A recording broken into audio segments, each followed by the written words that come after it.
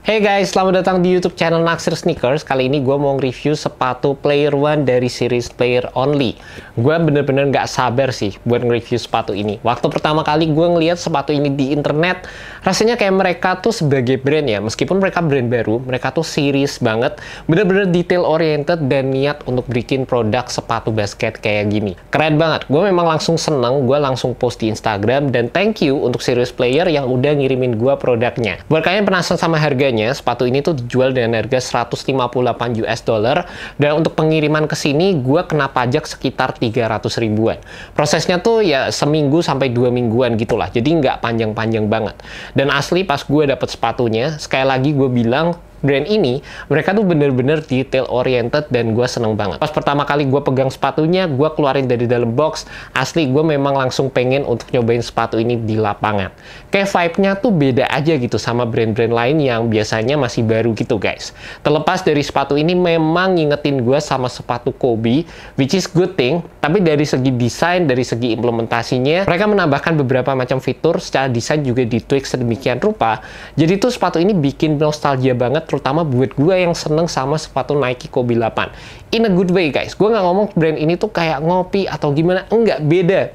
Konsepnya tuh beda banget. Dan di sepatu ini, series Player Only menggunakan teknologi drop-in yang diubah sedemikian rupa karena mereka menggunakan 3 density foam, dimana kalian bisa ngelihat ini merupakan drop-in insole yang digunakan, dan ini tuh mengandung kombinasi antara EVA, super critical foam, dan juga gel foam. Secara first impression, gue ngerasanya ini merupakan kombinasi cushioning yang low profile, berasa responsif, dan juga cukup bouncy juga, tepat di bagian triple density foamnya.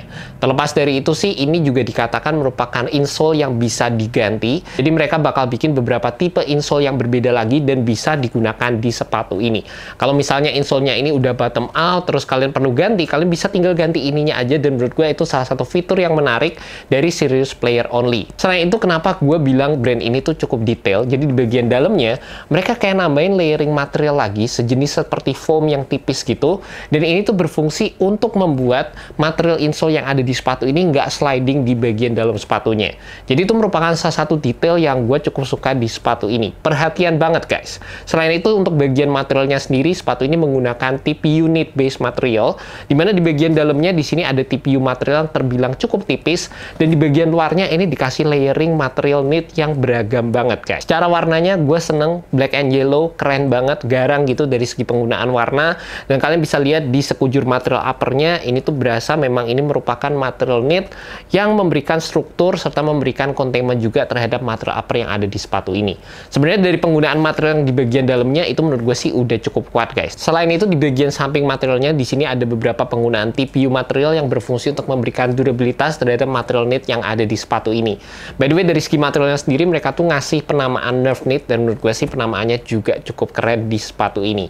Di bagian belakang kita akan mendapatkan beberapa layering material lagi. Di sini ada penggunaan material sintetik, dan juga ada penggunaan TPU heel counter di bagian belakang sepatunya yang menurut gue juga cukup keren guys. Selain itu, ada detailing yang cukup menarik juga karena mereka tuh kasih penomoran di setiap sepatunya yang itu juga beda-beda setiap pair. Dari segi desain, jujur aja sih gue seneng banget. Mereka bisa bikin sepatu yang minimalis, simple, nggak aneh-aneh. Dan gue juga sebenarnya seneng banget sama penggunaan branding yang terbilang cukup minimalis di sepatu ini. Dan nggak kelihatan kayak mereka bener-bener pengen nonjolin brandnya, tapi mereka pengen nonjolin produk yang menurut gue sih keren. Dan di samping itu banyak warna-warna yang dirilis itu juga bagus-bagus banget guys. Karena untuk sizingnya sendiri, sepatu ini menurut gue sih fitnya agak snug, terutama di bagian samping sama di bagian depan.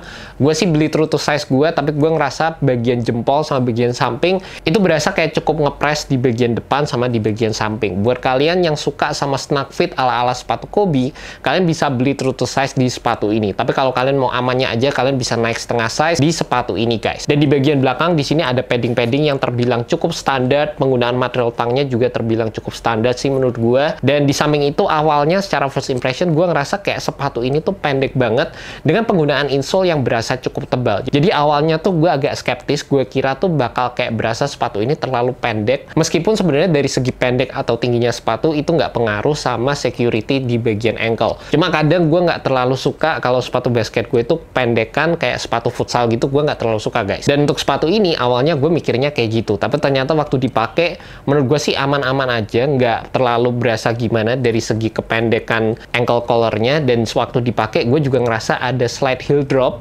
Jadi bagian belakang berasa kayak kaki gue tuh agak miring sedikit aja sih. Dan lanjut lagi untuk di bagian tractionnya, sepatu ini menggunakan kombinasi antara herringbone dan juga nubs. Sepatu ini juga menggunakan full solid rubber outsole. Rubber yang digunakan di sepatu ini playable banget. Jadi menurut gue nggak akan oke kalau kalian mau gunakan di lapangan basket outdoor. Tapi kalau kalian mau gunakan di lapangan basket indoor, traction yang ada di sepatu ini menurut gue sih bakal cukup nyaman, guys. Terlepas dari itu, di bagian bawahnya kalian juga bisa ngeliat di sini ada carbon fiber shank plate yang bagus banget.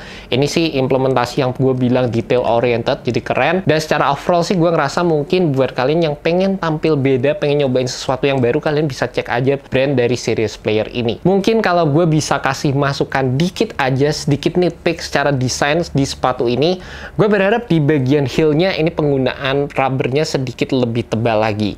Jadi biar nggak kelihatan kayak bagian depannya tuh agak tebal terus menyempit ke bagian heel. Itu buat gue di mata kayak kurang pas aja sih. Tapi ngelihat brand ini ngeluarin produk pertama mereka dengan desain seperti ini, menurut gue sih brand Serious Player Only kalau ke depan mereka ngeluarin sepatu-sepatu baru, gue sih bakal terus pantengin dan rasanya brand ini bisa jadi salah satu brand yang gede nantinya. And that's about it, guys. Initial review untuk brand Serious Player Only Player One. Gue excited untuk nyobain sepatu ini di lapangan dan gue bakal kasih juga performance reviewnya kalian. Jadi kalian tungguin aja di YouTube channel Naksir Sneakers. Thank you buat kalian udah nonton video kali ini. Thank you juga buat Serious Player Only. Kalau kalian pengen beli sepatunya, kalian cek aja langsung di Instagram Serious Player Only. And that's about it, guys. Peace.